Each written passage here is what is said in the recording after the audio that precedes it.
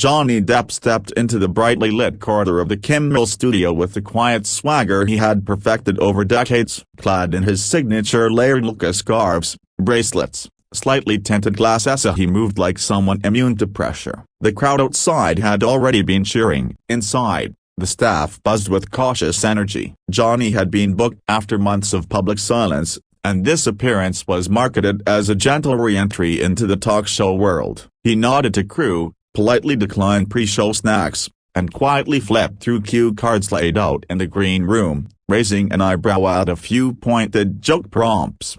Jimmy Kimmel was unusually animated during rehearsal. His team had prepped hard. Some pushed for bold jokes, others urged caution. Jimmy, never one to back down from a challenge, decided to straddle the line. He'd sprinkle in levity, but touch on the elephant in the room of the past year of headlines, legal drama, and Johnny's public resurrection. He can take a joke, Jimmy told his producer. He's been through worse than me with the mic. They laughed. But something in the air felt heavier than usual. The crew could feel it. The jokes weren't just close to the linea, they were leaning over it. The audience cheered as Johnny was introduced. He emerged with a soft smile, offering Jimmy a handshake and a gentleman's nod. His posture was relaxed, but his eyes scanned the stage and crowd like someone reading the room second by second. They opened with harmless chatter, music, art, strange tattoos. Jimmy made a joke about pirates and eyeliner. Johnny chuckled and played along. But soon,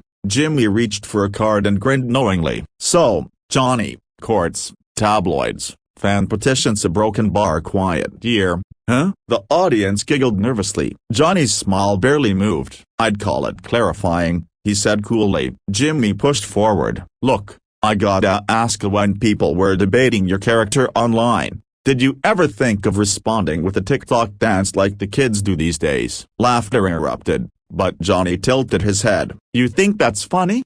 He asked gently, his voice low. Jimmy shrugged. I think it's comedy. Man, Johnny leaned closer. There's comedy, and there's bait. Right now, this smells like bait. The crowd fell into a hush, uncertain whether to laugh again. Jimmy raised his hands. All right. No TikTok dances, just a couple honest questions. Johnny crossed his legs and looked straight ahead. You want honest? Let's be honest. Jimmy smiled awkwardly. We're on national TV, but sure, hit me. Johnny gestured toward the audience. They didn't come here to watch you recycle court drama for cheap applause. They came because they believe people can survive fire and still smile. Maybe try that angle instead. A few people clapped. Jimmy pressed his lips together, scanning his team off stage. Okay, noted, he said. I guess I struck a nerve. Johnny responded flatly. Number. You tried to twist one. Backstage, producers scrambled. The live energy had turned electric, but not in the way they liked. Jimmy turned the topic to Johnny's new film. But the damage was done. Every word after landed with an echo of the earlier tension. Jimmy tried a joke about method acting, asking if Johnny ever forgot who he really was. Johnny looked sideways. That's rich, coming from someone who plays the same version of themselves every night. A ripple moved through the crowd. The smile on Jimmy's face froze for half a second. That's a good one,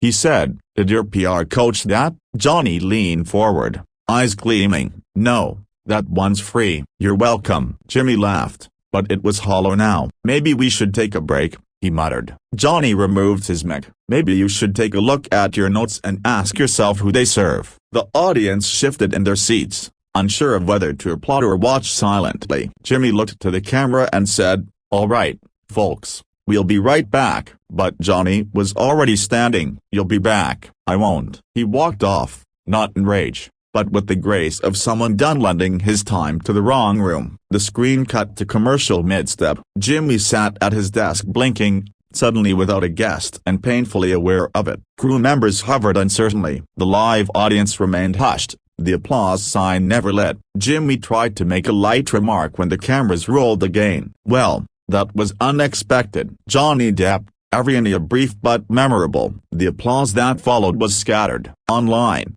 clips of the moment began spreading like wildfire. Within minutes, hashtags ignited. Depp walks, Kimmel outclassed, talk show tension. Social media had its moment, and it was not favoring the host. Johnny left the building in silence, surrounded by his tight-knit team. No interviews, no statements, just a quiet wave to waiting fans and a nod to the doorman. His car pulled away, but the mood inside it wasn't dark. He chuckled to himself, shaking his head. "They always think I won't say it out loud," he said. His manager smiled back. "You said it for half of Hollywood, honestly." The clip continued to circulate. Fans broke it down frame by frame. Analysts called it the masterclass in restraint and precision, a man refusing to be mocked for the sake of ratings. Jimmy's team huddled into damage control mode. A statement was drafted. "We respect Johnny and regret any discomfort caused during the interview. Our intention is always to entertain." But public sentiment had already moved. Late-night comedy,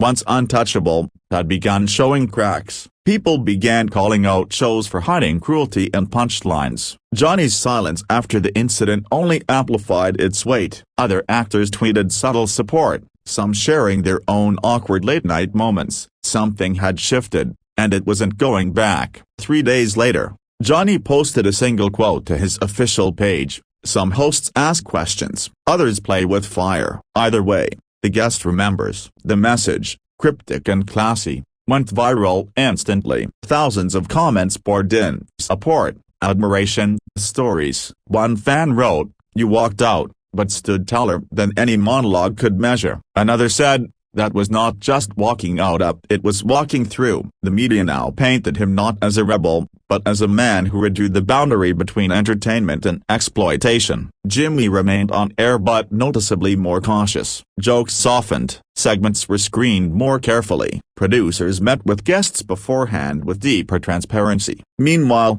Johnny's film soared in pre-orders and buzz. What had been a modest indie project was now seen as a statement piece. Reviewers began reassessing his work, detached from past narratives. There was power in stillness, they wrote, and Johnny had wielded it with airy precision. The audience had felt Ida, and more importantly, they remembered. The incident was dissected by every media outlet imaginable. Talk shows discussed it, podcasts analyzed it, fans wrote essays. And somewhere behind the noise, Johnny moved forward, unaffected by the whirlwind he had quietly ignited. He gave a few thoughtful interviews on independent platforms, each time with hosts who listened more than they joked. His message remained consistent. "I don't mind laughter, I mind being reduced." It became a kind of mantra for performers who had often felt cornered in the name of comedy. Months passed. Jimmy invited Johnny back publicly during an interview, saying, "I'd love a round two if he's ever up for it." The invite hung in the air, unanswered. Fans speculated. Some wanted redemption.